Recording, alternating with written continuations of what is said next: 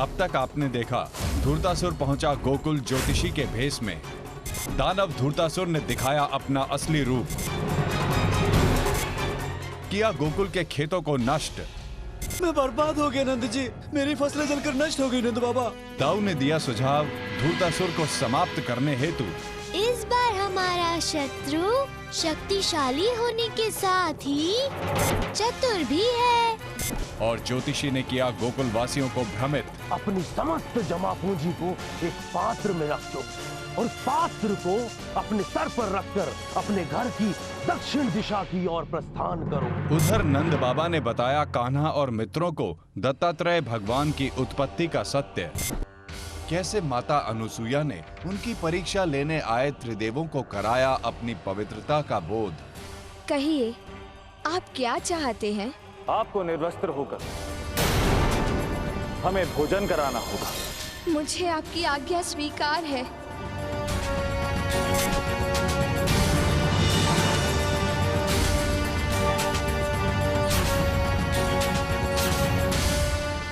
मैं धन्य हो गया, साक्षात त्रिदेव मेरी कुटिया में पधारे हैं। मैं धन्य हो गया। आप बहुत ही भाग्यशाली कि आपकी पत्नी विश्व की सबसे श्रेष्ठ पतिव्रता नारी। हम भी तुम्हें कुछ देना चाहते हैं। ब्रह्मा, विष्णु और महेश ने ऋषि दंपति को वरदान के रूप में एक अत्यंत ही तेजस्वी संतान दी। वहीं ज्योतिषी के मायाजाल में फंसी देवी कृति पहुंची वन में।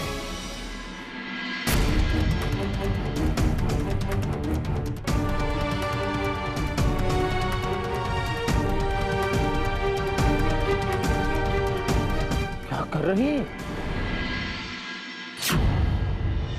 बस अब पूरा गोकुल लक्ष्मी विहीन हो जाएगा। अब आएगा आनंद जब पूरा गोकुल तड़पेगा, लड़ेगा और लड़कर मर जाएगा। कान्हा, तुम्हारी लीला समाप्त। अब तुम्हारे गोकुल की विनाश लीला का आरंभ होगा। सुनिए, अब धन पात्र को जहां भी मिट्टी में गाड़ो, उस स्थान को स्मरण रखना ताकि पुनः खोजने में सरलता हो। यदि भूल गए ना तो समझ जमा पूंजी हाथ से चली जाएगी। अब ये मेरी योजना का अंतिम चरण है। अब देखता हूँ कि विष्णु अवतार कैसे बचता है इससे।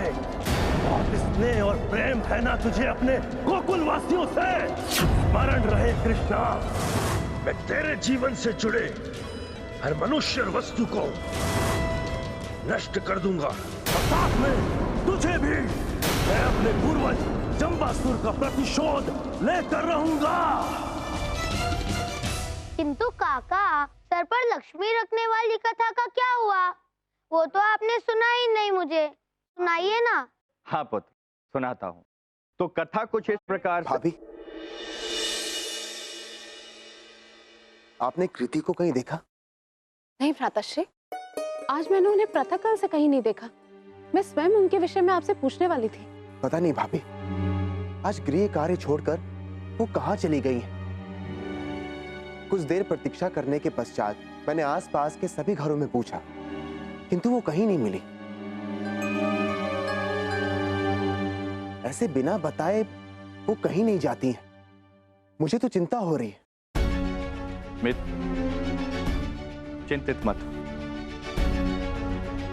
भाभी श्री यहीं किसी कार्यवश गई होंगी, शीघ्र ही लौट आएंगी। हाँ भ्राताश्री, आर्य बिल्कुल सही कह रहे। हो सकता है कि वो हाथ की ओर गई हो और वो शीघ्रता में होंगी, इसलिए आपको बताना भूल गई। आप बिल्कुल चिंतित मत होइए, वो शीघ्र ही लौट आएंगे। नंदराज, नंदराज, नंदराज, नंदराज, अनर्थ हो गया नंदराज। हमारे आसपास के अन्य जनों के खेत किसी ने नष्ट कर दिए नंदराज।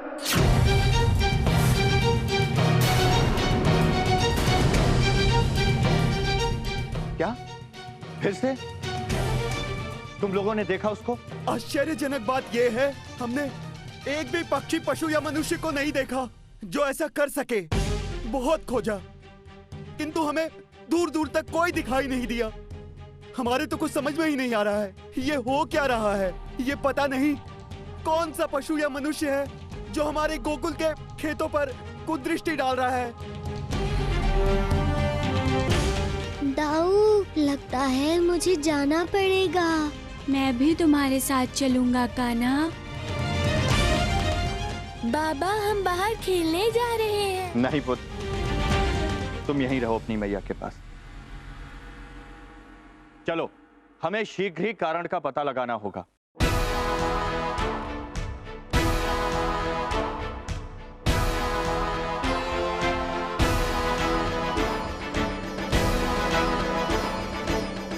अरे पुत्री, तुम बिल्कुल भी चिंता मत करना।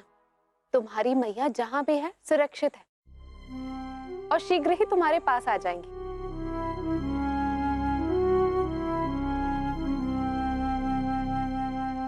सुबल, क्या हुआ पुत्र? तुम इतने उदास क्यों दिख रहे हो? काकी, सुबल अपने बाबा के लिए उदास है। सुबल मित्र, उदास मत हो, तुम्हारे बाबा शीघ्र ही लौट आएंगे। काकी, काका भी चले गए, अब कथा कौन पूर्ण करेगा? अरे, मैं करूंगी ना कथा पूर्ण। मैं सुनाऊंगी तुम्हें आगे की कथा। मैया, मुझे जाने दो।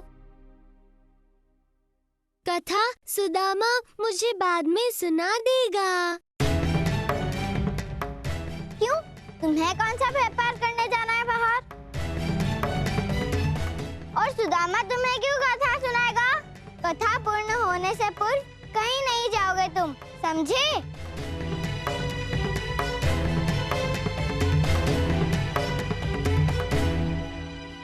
हे प्रभु, ये दशा किसने की है? कौन है वो दुष्ट जिसने भोले भाले किसानों की मेहनत को मिट्टी में मिला दिया है?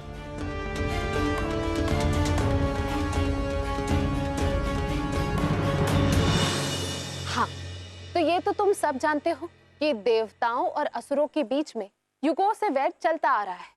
और ये उस समय की कथा है जब असुरों के राजा दैत्य जंबासुर हुआ करते थे। जंबासुर ने उस समय देवलोक पर अनेकों बार आक्रमण किए। एक समय आया जब सारे देवता पराजित भी होने लग गए और इस प्रकार अनेक वर्षों तक असुरों से संघर्ष करते करते सभी देवता अपना शक्ति सामर्थ खोने लगे।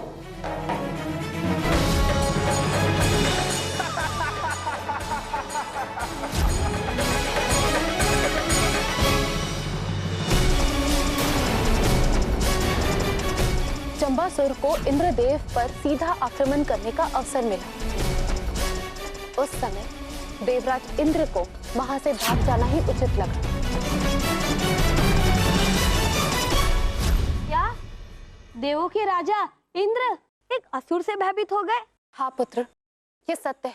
देवराज इंद्र रण छोड़कर भाग गए, किंतु उन्हें देवलोक की चिंता सताती रही और इसी समस्या के समाधान के लिए वो अपने गुरु बृहस्पति के समक्ष गए।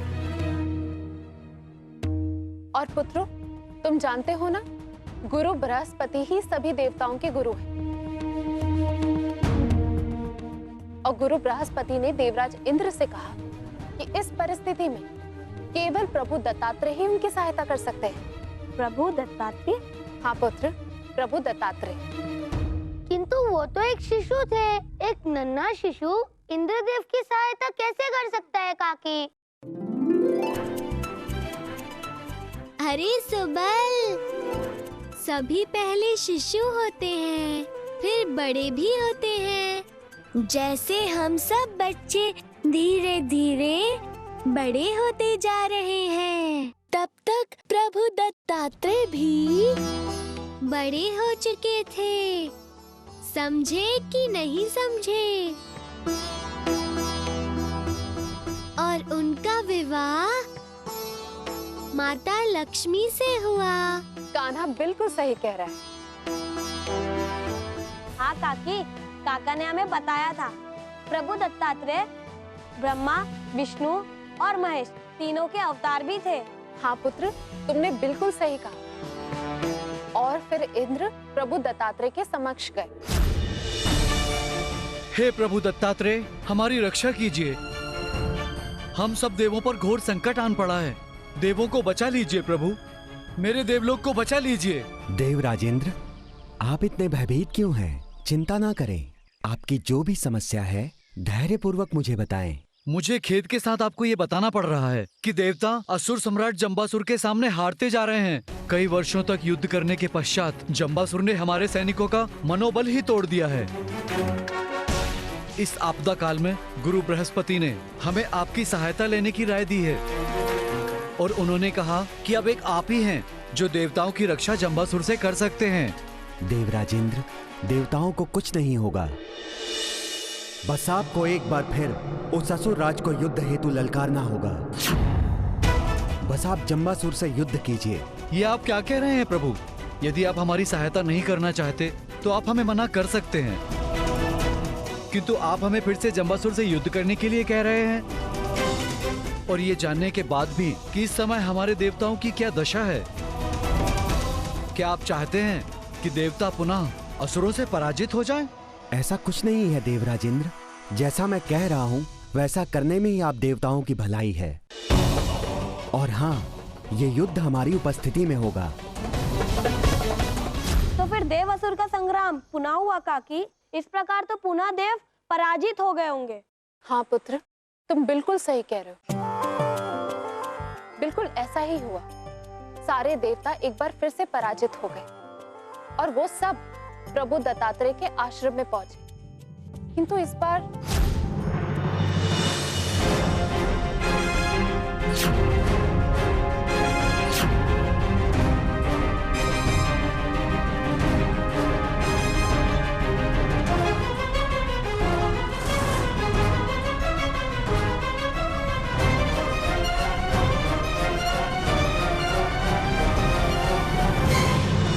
प्रभु, हम सभी देवता आपकी शरण में हैं। हमें बचाइए प्रभु।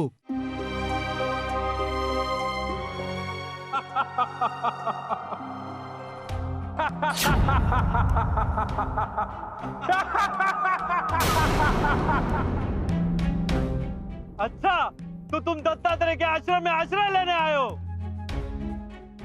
मेरे भय से मूषक की भांति दिल में आ छुपे। सारे के सारे देवता कायर हैं।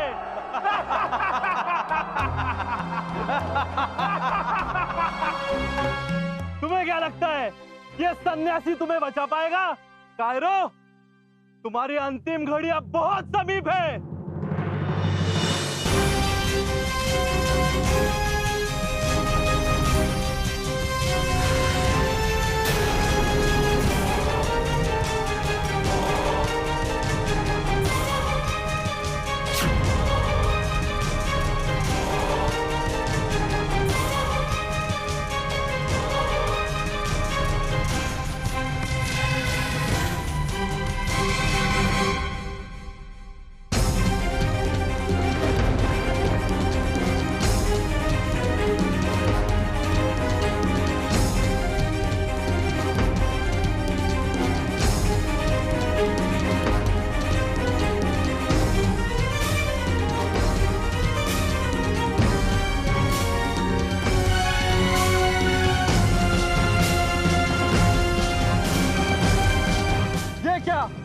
मेरे सारे प्रहार मार्ग में ही विफल हो जा रहे हैं।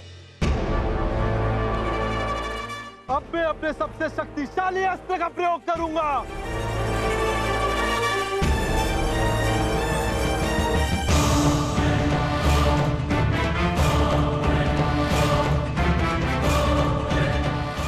अरे नहीं नहीं, ये क्या? ये तीव्र किरण हमें क्षीण कर रही है। असुर राज, हमारी रक्षा कीजिए। हाँ, हम भाग भी नहीं पा रहे हैं। ये क्या हो रहा है? मैं शक्तिहीन क्यों होता जा रहा हूँ? फिर क्या हुआ काकी? क्या प्रभु दत्तात्रेय ने उन सारे असुरों को परास्त कर दिया? और माता लक्ष्मी का क्या हुआ? वो भी तो इस कथा में है ना।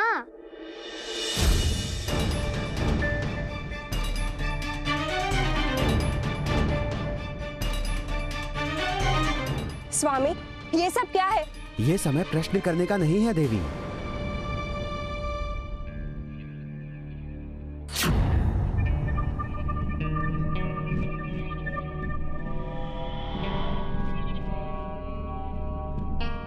देखो इस स्त्री को, अत्यंत रूपमती स्त्री है ये। ऐसी सुंदर स्त्री का साधु के आश्रम में क्या काम? इसे तो असुर लोक में होना चाहिए।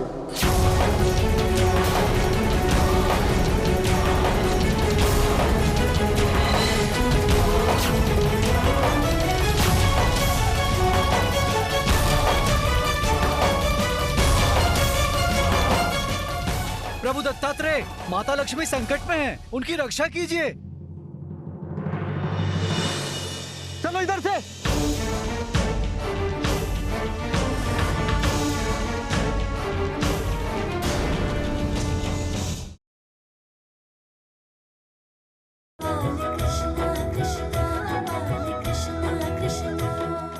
क्या उस दानव ने माता लक्ष्मी का अपहरण कर लिया? तब क्या हुआ काकी? यहाँ तो प्रभु दत्तात्रेय को देवताओं की रक्षा करने का मूल्य चुकाना पड़ा। क्या हुआ कान्हा, तुम इतने चिंतित क्यों हो? क्या करूं दाऊ, वहाँ धूर्तासुर गोकुल में एक के बाद एक समस्या उत्पन्न कर रहा है और मैं यहाँ बैठा कहानी सुन रहा हूँ। उस असुर ने माता लक्ष्मी को एक बाल्टी में बंद कर उसे अपने मस्तक पर रख लिया। पुत्री, ये सब तुम्हें कैसे ज्ञात है? ये कथा मेरी मैया ने सुनाई थी ना, इसलिए। राधा ने बिल्कुल सही कहा।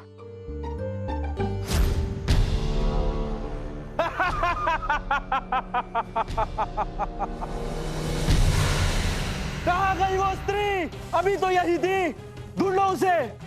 अच्छा, और उसी क्षण माता लक्ष्मी वहाँ से चली गई? हाँ, और तभी तो कहा जाता है, जो भी माता लक्ष्मी को अपने पैरों में रखता है उसे भवन की प्राप्ति होती है। हाँ, और जो उन्हें अपनी गोद में रखता है उन्हें पुत्र रत्न की प्राप्ति होती है। और जो माता लक्ष्मी को हृदय में रखते हैं उनकी सारी मनोकामना पूर्ण होती हैं। हाँ, किंतु बालकों, जो भी माता लक्ष्मी को अपने मस्तक पर रखता है उसे माता लक्ष्मी छोड़कर चली जाती है। और ऐसा ही असुरों के साथ भी हुआ। जैसे ही माता लक्ष्मी उन्हें छोड़कर चली गई, वैसे ही वो विचलित हो गए। और इसी अवसर का लाभ उठाते हुए प्रभु दत्तात्रेय ने देवताओं को संकेत दिया कि उन्हें उनके ऊपर आक्रमण करना चाहिए। सावधान जंबासुर!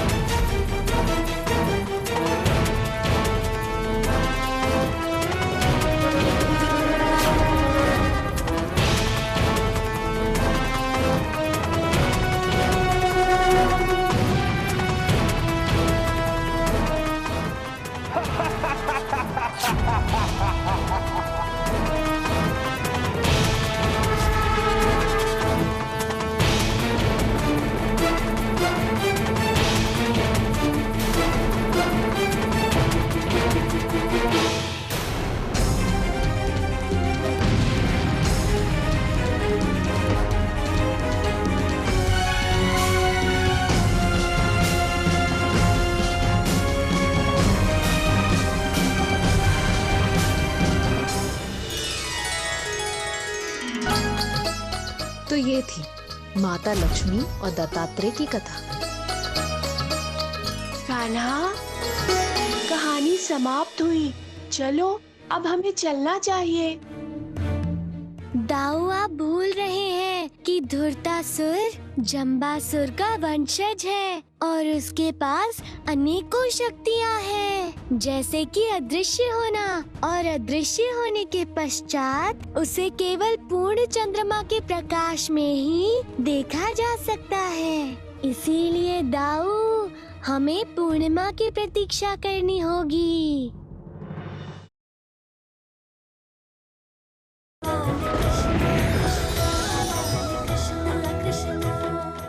मित्र, जब दिन में खेतों की ये स्थिति है, तो रात्रि में जब विश्राम के लिए जाएंगे तो खेतों की क्या दशा होगी?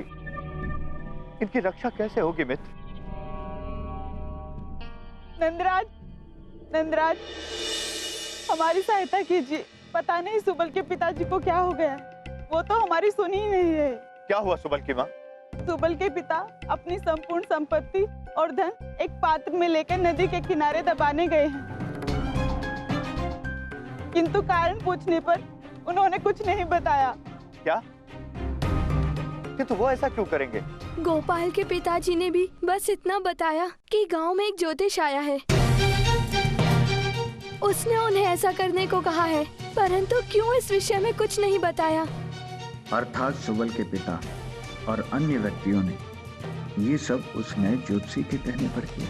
पर उन्होंने आपसे कुछ तो कहा होगा कि वो ये सब क्यों कर रहे हैं। उन्होंने सिर्फ इतना बताया कि इसमें ही हमारे परिवार की भलाई है। मित्र,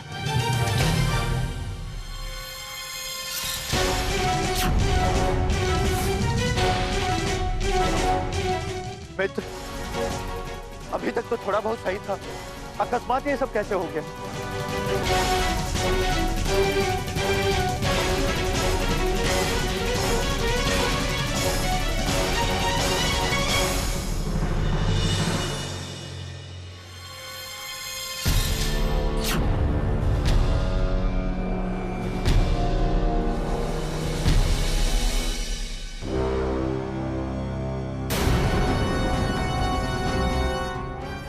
समय आ गया है गोकुल वासियों, तैयार हो जाओ। क्षण भर में कुछ भी नहीं बचेगा यहाँ। या तो तुम भूख से मरोगे या फिर मेरे हाथों से।